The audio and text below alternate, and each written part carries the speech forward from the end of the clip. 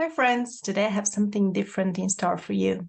This is part of the summit I hosted in October called Boost Your Child's IQ and Emotional Intelligence. I had no intention of airing it on the podcast, but since the episode I had planned for this week is not going to be published and I didn't want to leave you without your weekly dose of inspiration, here it is, Dr. Talia Jackson's take on how to raise emotionally intelligent kids. Dr. Talia is a relationship therapist with 18 years of practice and the mom of 2 teenage boys with whom she has a beautiful relationship. She's also one of my very first guests on the podcast. Episode 2, How to Be the Mom That Your Kids and Their Friends Seek Advice From, is still the most downloaded episode of the show. In today's episode, Dr. Talia is going to tell us what emotional intelligence is and how it's different from IQ. She'll talk about some of the reasons why certain people may have less emotional intelligence than others. Then she'll help us figure out how to model and encourage an emotionally intelligent home.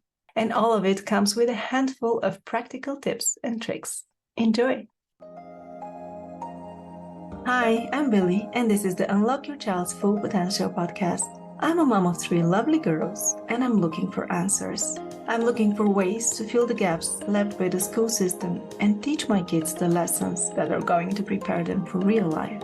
I want to learn practical tips that I can use to raise capable and confident young people who are kind, caring, and authentic, and who bring value to the world. I know it's a lot, but I think as parents, we have the unique role of nurturing the potential of the special human beings entrusted to our care.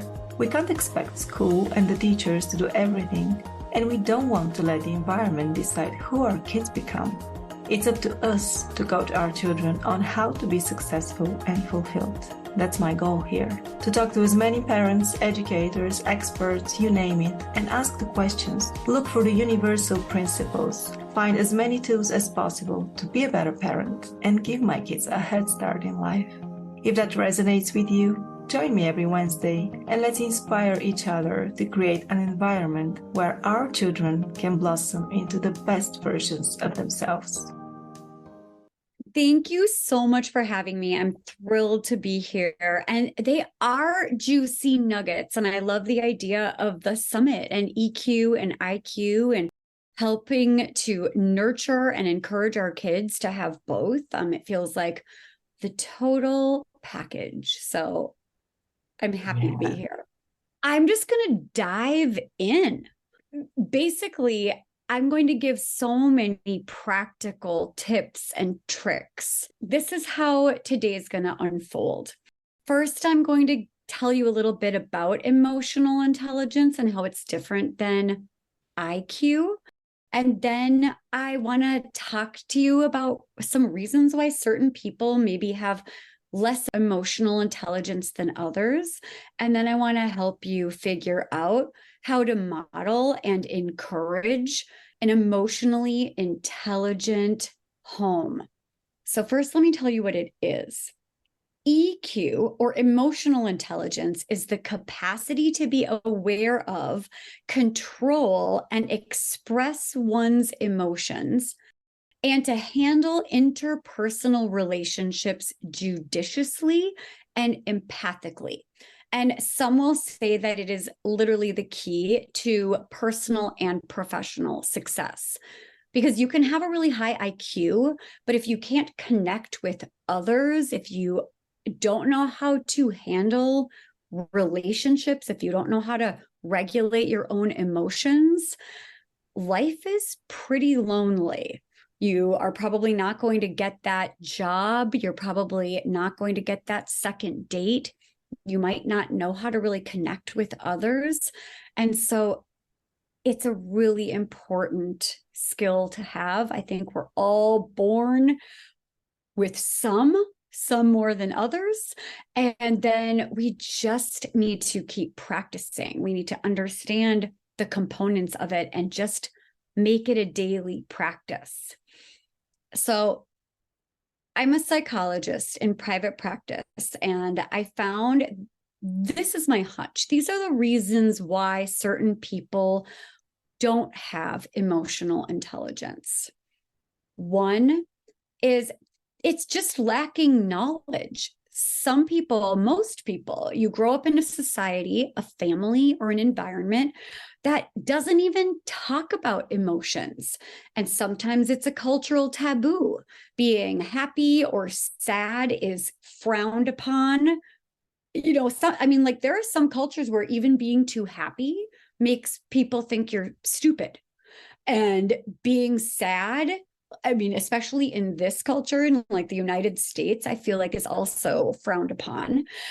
But the cultures that don't talk a lot about emotions, they might express their unhappiness through somatic expression, such as like if you have a parent that's like always tired or always has a headache or always needs to go to bed early or is always in pain, that is often an expression of sadness or depression or hopelessness or anxiety or whatever that is.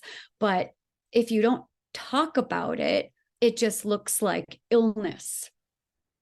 The second reason why some people have a lower emotional intelligence is they don't have intrapersonal skills, which is different than interpersonal skills. So intrapersonal intelligence is the ability to understand your own inner life. It's being in tune with your thoughts and emotions, just acknowledging, checking in with yourself. And this is like basically people who are really in touch with their own fears, their concerns, their hopes, their dreams, and are able to then understand other people's emotional experience, other people's motivations, other people's behaviors. It always starts with ourselves.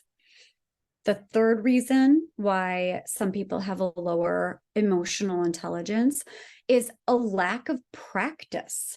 So even if you, in theory, understand emotions, the practice comes in, and this is the hardest part, with self-awareness about your own triggers and an ability to non-defensively accept when people give you feedback about how your actions may have affected them, which is so challenging for most of us.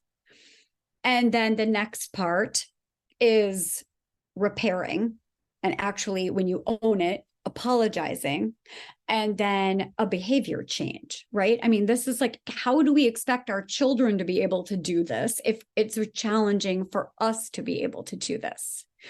And what they say is an apology without a behavior change is just manipulation. Of course, that doesn't mean that it's intentional, but that's just what it is. If you apologize every time you do the same behavior that really bothers somebody else, is it really an apology? We're not sure. Okay.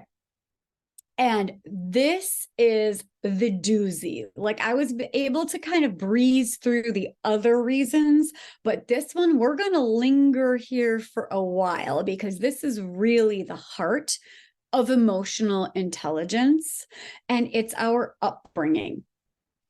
And so when we're thinking about how to help encourage our children to have emotional intelligence, we have to start by being really honest with ourselves about our own family of origin and that belief system around acknowledging and communicating feelings, because most of us don't even think about it. And in order to help our children, we have to be really self-aware. So, for instance, I'm going to give you so many examples. Some of them are really personal. You're going to know more about me than you probably want to by the end of this talk. But just, I'm a mom of 2 teenagers, and it just feels like it would be helpful for me to explain how I go through these steps, and it might help you go through the same steps as well. So, first thing to pay attention to in our upbringing are the subtle messages about expressing any sort of negative emotion. So I want you to be thinking about your own family of origin, that belief system around expressing emotions. And then I want you to think about the subtle messages that you're giving your children and maybe even yourself. So these are some of the subtle messages that having and expressing negative emotions is not okay. Come on, stop crying. It's okay. You're fine. You're being too sensitive. Just buck up. Honey, it's time to move on. What now? I don't have time for this. Stop crying. Stop being a baby. What, are you just going to mope around all day? You're just tired. You'll feel better tomorrow. Or even sometimes just blaming them for their own sadness or anger or discomfort. Well, maybe you should have just done what I told you to do to begin with, and then you wouldn't be in this situation, which I am telling you, do not feel creepy that you're the only one that does this. Everybody does this. We don't even notice that we do this. And so you might want to just think about this transgenerational messaging and sometimes trauma, right? That it's our generation that needs to break those cycles and make it a safe space for us as the parents or the caregivers to experience our emotions without shame and express them. And then it gives our children the same gift of the safe space. So one example that I have for you about how I work through some of these really challenging dynamics with my kids. And it's vulnerable, right? So this is what it looks like to be vulnerable about, a yucky parenting moment that I then learned from, and it has then dictated the way that I do this dynamic differently. So here's the example. My eldest son is 15, and he had his first day of football practice. This was last fall, and he was so incredibly anxious the entire ride to the first day. He heard the coach was tough. He knew some of the kids they've been playing for years. He was a freshman. He was feeling inadequate, and he started freaking out. And by the time we got to the parking lot, he was like, I'm not getting out of the car. I made a mistake. I'm not doing this. I don't want to play football. It's not for me. So there are lots of ways to handle that situation. But this, I decided, was a teachable moment to teach him some life lessons about toughening up, building a strong character, which really what that was manipulation and shaming him about how he can't let his anxiety and feelings stop him from showing up on this important day. So this is a combination of the thoughts that were going through my head, but also what I was saying. And it doesn't even matter what's what, because I probably was saying the nicer things, thinking the uglier things, but they hear it all, they read it all, they feel it all. So I just combined them together because I felt like people could relate. So here's the vibe. You can't just not go to something you said you were going to go to. What kind of a person does that? What is the coach going to think of you? You have to calm down and just get over this. Oh my gosh, now you're going to be late. I don't have time for this. I need to drop you off so that I can get to my next thing. I wasn't counting on sitting here for 15 minutes. And he got out of the car. And for 2 seconds, I was like, yes, we did it. Like, success. I'm relieved he's going to practice. And then I started feeling horrible about the way that I mishandled that whole situation. And I couldn't shake the feeling that I emotionally abandoned this sweet boy in his time of need. So I'm going to start naming some of the things that I'm going through so that you can start noticing what is what. So self-awareness, my agenda conflicted with his. And I cared more about the outcome and others' potential judgment of him than his feelings. And I shamed him and I bulldozed him to get the desired result that I thought legitimately was in his best interest. So I had to be quiet in my own head and face the ugly truth that I was the one who was dysregulated and triggered by his anxiety. So that's the self-awareness. And then I want to teach you a little something called compassionate self-reflection. You can then shame yourself for being a horrible parent and having a terrible reaction to what just happened. But compassionate self-reflection is when you can kind of sit on an observation deck above or behind yourself and just be curious about your own reactions without shame spiraling. So, for instance, this is what you can do. You can tell yourself, okay, I'm going to be curious about this. It's an explanation maybe for why I did what I did. But as an adult trying to do my work, I know that it's not an excuse. It's an explanation. Oh, I get why I'm doing this. I get why that's triggering to me, but it's not an excuse. I have to do the work. I have to do better than the last generation. Everybody is 100% responsible for their own emotional and mental health. I need to figure this out. And so I ask myself, okay, why did I react that way? Here's my answer. I was raised by an immigrant mom, right? I mean, everyone has a story. Everyone's is different. Her family were Israeli. Her family survived the Holocaust. So there wasn't a lot of room for some kid born and raised in the United States to have a lot of feelings that weren't a 10 out of 10 trauma. So what are the subtle messages, or in my case, not so subtle messages that come from above, that come from my family of origin? Who cares how you feel? Do it anyway, which is also like my mom held herself to the same standard. So it's suck it up, compartmentalize, you honor your commitments to whomever you committed, and you get A's at all costs, because that's the ticket to freedom. Feelings are an inconvenience. They're a nuisance. No one cares. Everyone's got problems. You're either a person with excuses or you're a person who succeeds anyway. So my own people pleasing, my own fear of letting go, my own fear of letting down an authority figure or having someone think I'm lazy or a failure or not a person of my word.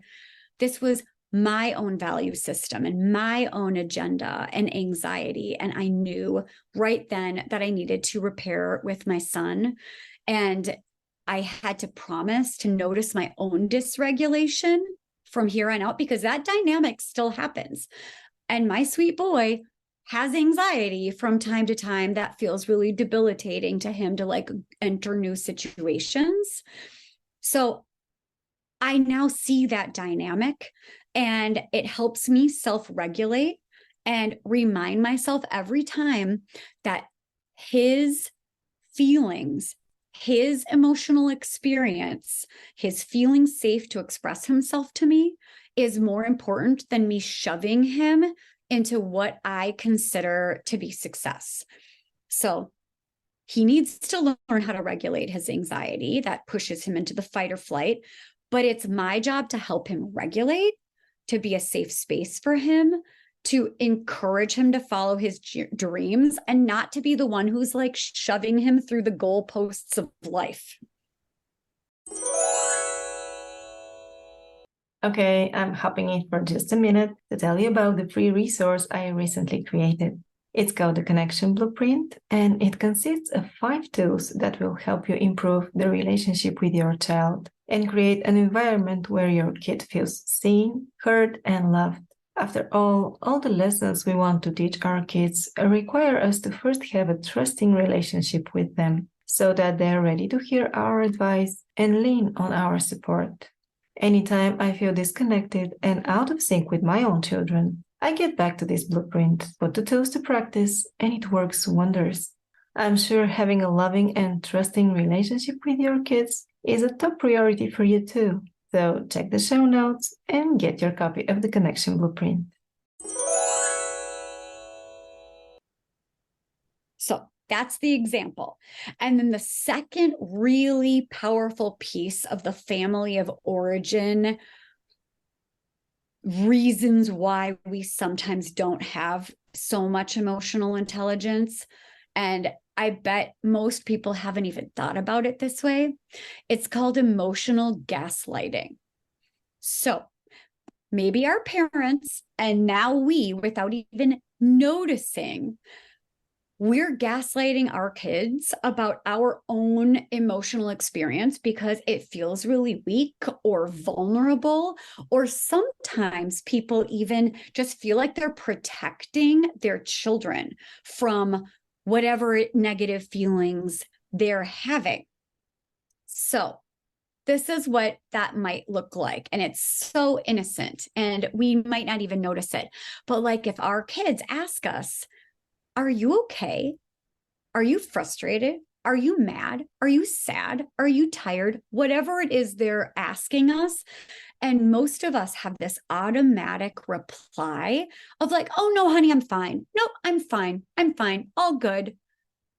This is what we're robbing them of. And these are really important skills and really important gifts that we give our children. We're robbing them of the skill to read other people and trust their gut about other people's expressions of their emotions and what that means. And another really beautiful concept is co-regulating. So co-regulating means if somebody's dysregulated, like if I'm dysregulated and I'm not letting anyone into my experience, I continue to be dysregulated and I'm all on my own in it. But if I allow somebody to be a part of that emotional experience with me, our nervous systems regulate. If my kid is dysregulated and I join with them in that really challenging moment, we're co-regulating. If I allow someone else in that moment and I allow them to comfort me, co-regulating, and it stabilizes both of our nervous systems and it immediately helps us regulate our emotions. Our kids need to see what sad, frustrated, disappointed, angry actually looks like, and then they learn the soft relationship skills. First, it comes with us, right? We have to be brave enough to say, actually, honey, thank you for noticing. I am frustrated. I had a hard day. I don't have a lot of patience. I didn't even notice that I was feeling that until you mentioned it. And this is what that gift is, that one moment where we choose to be real with our kids or our spouse or our friend or whomever. This is the gift. This is what they learn. We're human. It's not a crime. It's not shameful to admit that you're not perfect. You can allow someone to acknowledge their emotional reaction, and you can actually let them into that shared experience with you. You can be called out lovingly on a behavior without getting defensive, without getting angry. And then this is where the real magic comes in. So by us being brave enough to actually put out there what we're feeling, it gives our kids a chance to practice their comforting skills, which is literally the greatest thing ever. So we're either fine and grumpy, or we're like, actually, honey, I'm a mess. I'm so tired. I need a hug. And then it gives them a chance to step up and like rub our back and give us a big hug. And they don't feel like we are mad at them. They feel like they're a part of our emotional life and that they have something to offer us in a time of need. Greatest gift. Okay, so this is where I move on to the part where, okay, now what, right? Like, this is how you can create a very EQ nurturing environment at home. And as you may have already noticed, I'm all about, it starts with you. Like, we have to do the work, or else everyone around us has to do our work. So that's the secret. In order to teach emotional intelligence, we have to actually model it. So my sweet mom, who did the very best she could, she always used to say, do what I say, not what I do, which I always laugh about now that I'm a mom, because as most of you that are doing any kind of caregiving know, that's not even a little bit how it works. Like, nobody listens to you. They're just watching what you do and how you are in the world. And that's how they develop their own belief system and their own self-regulating techniques and their own, personality, the way they are in the world. So first, we start with self-awareness. How do we model self-awareness? One way that is a really great skill for so many reasons is we narrate our own experience. We narrate our observations of our inner world, owning our own feelings, our own mood, our own reactions. It's that simple, but it's very heady. So I've got a million examples. So in terms of self-awareness, this is what you can do. This is what it might sound like. I'm so nervous about this interview I have later today. Or I'm so excited to go out with my friends for dinner tomorrow. They make me feel so good about myself. Really simple things, right? But it sets the stage for, I'm having a feeling and I'm going to share that with you. And this is what it looks like. You can read that. It's congruent. So now I'm really scared looks like this. I'm really excited looks like this. So it all comes together with the self-awareness. Or, I'm really preoccupied and worried. I mean, this is like in real time, right? I'm really preoccupied and worried about our family in Israel. And I'm definitely in my head and I'm not very present right now. I'm really sorry. Be patient with me. Or I hate the way I just snapped at you, which again, it's an explanation, not an excuse. I had a really long day and I didn't even realize, but I was really hoping that by the time I got home, you guys would have already put away your dishes. And then when I came home to a mess, I got really upset, but I realized I didn't even communicate my dream, my wishes to you. And I'm really sorry that I got angry immediately without giving you a chance or without even communicating, hey, honey, could you do this thing? So that's self-awareness.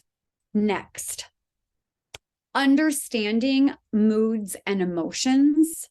This is how we model it, by staying regulated while we're communicating about our inner experience. It's giving our children compassion while we attempt to, and I made this word up, co-narrate their emotional experience for them, giving them words for complicated emotional responses and giving them empathy rather than judgment. The reason why I say co-narrate is because they don't have the vocabulary. We barely have the vocabulary. And so if they're expressing all sorts of rage and anger and whatever that is, it's an opportunity for us to co-narrate, offer them some possibilities, some non-judgmental options for them about what they might be feeling, why they might be feeling that. So, for instance, like, sweetheart, you look so frustrated. Do you want to talk about it? You seem to be really struggling. Is it possible you're tired or hungry? Or, I completely understand why you'd be angry about that. I'd be mad too. And then we can ask them to try to describe whatever situation has them upset, and then have them practice describing how it made them feel. And we get to be a part of this conversation with them, which is really beautiful, right? So it's going to be a hard conversation to have, but the more we talk in an emotional way, the more they're going to learn, the more it becomes this really beautiful connecting experience. It's having a compassionate witness, and it just betters everyone's mental health, and it makes us feel so much more connected. And like, imagine the difference in the quality of a relationship when the answer to how is your day, right? And adults are guilty of this, of course, all the time. How is your day? You can either say, fine, long, same old, right? Like, conversation closed. Or, and I'm thinking adults or kids here, well, remember Jimmy with the spiky hair who, is in my, whatever, like HR or math class or whatever, like cast of characters? Well, today he blah, blah, blah, blah, blah. Or, I studied so hard for that test in honors bio, and then I totally froze up and I blew it. Or, well, I gave someone my number today and I'm just freaking out, wondering if they're going to call me, which of course is very antiquated because nobody gives anyone numbers anymore. I feel like they just snap each other, but you know what I'm saying. And then if you like fast forward from this kid to an adult, who would you rather be married to? Like, who would you rather be in a relationship to? Somebody who has a rich inner world and knows how to communicate that, who knows how to encourage these like deeply intimate conversations, or someone that's just like, fine, good, tired, whatever. So it's good for us to work on these skills and model that to our kids. So then we come to modeling regulating our emotions. How do we teach our children how to regulate their emotions? We regulate our own out loud, and then we encourage them to do the same. So some examples of this are when we acknowledge that we're on the edge by communicating our own frustration, anxiety, irritability, exhaustion, which means that instead of plowing through whatever care task or whatever event we're doing with like a grumpy and tired and exhausted and resentful and frustrated, we actually take a time out and we say, guys, I know that I'm literally in the middle of making dinner or whatever it is I'm doing, but I am so fill in the blank, tired, frustrated, angry, whatever, that I'm just going to take 5. I'm going to lay down. I'm going to listen to music. I'm going to cry. I'm going to meditate. I'm going to take a quick walk around the block. I'll be back in 5 or 10 or 15 or an hour or whatever it takes to regulate your own nervous system. And then I'll be back, hopefully in a better headspace. Like, the message is, I'm taking care of myself so that I don't have to take it out on anybody else. It's the idea that you can be mad, but you can't be mean.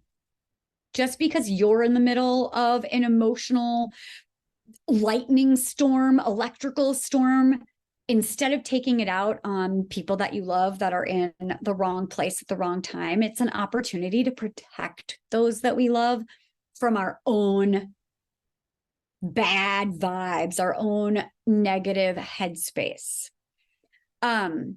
And one thing that I talk to my clients about that I feel like is kind of a sweet reframe, and because I do a lot of couples therapy, is oftentimes if somebody's upset, they come off as a really prickly, scary, possibly dangerous and unpredictable porcupine. Nobody wants to go up to a porcupine and pet them and hug them and comfort them. They're terrifying. Most people want to get as far away from that as possible. And so if we own our own challenging feeling, what happens is that our porcupine vibe, which is like, get away from me, even though we don't mean it, it turns into a hedgehog vibe. I don't know if you guys know what a hedgehog is, but they're literally miniature, soft little porcupines that are so cute. Like, you may have seen videos of them taking baths in a sink. I mean, they're literally the cutest. And so if you are a sad, wretched hedgehog that needs a little love, you might be inviting in people to comfort you and love you and be compassionate with you. So we're modeling all of it. And the last piece, is this the last piece? I think so, is empathy. How do we teach empathy? And of course, just, I'm a broken record. First, they hear the way we talk about others. That's how they develop their belief system.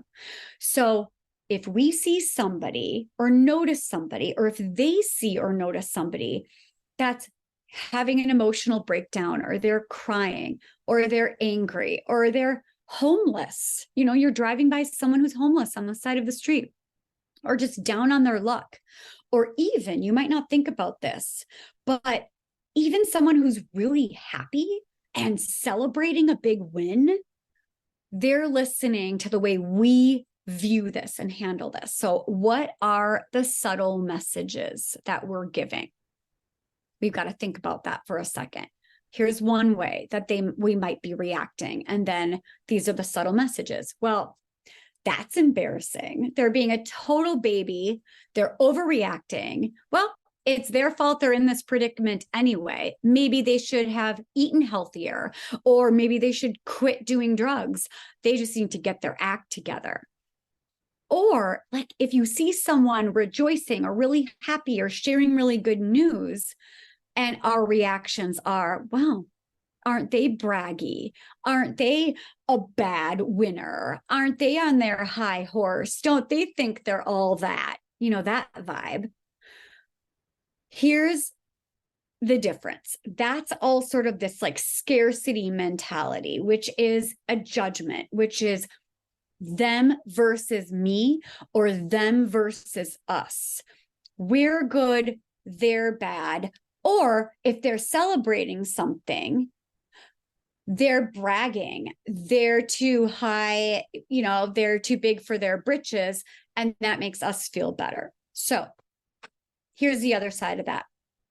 This is how we model empathy, which is more of the abundance mentality, and more, we're all in this together. There's more than enough love, success, beauty to go around. So I wonder what's happening for them. They seem so sad. Let's send them some good energy, or let's go give them a hug, right? You can do this with siblings.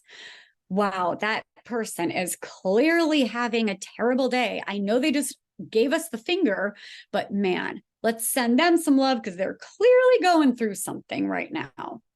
Or I wonder how that person even became homeless. I can't even imagine what it would feel like to have nowhere to live, or to have to rely on the kindness of strangers for my next meal.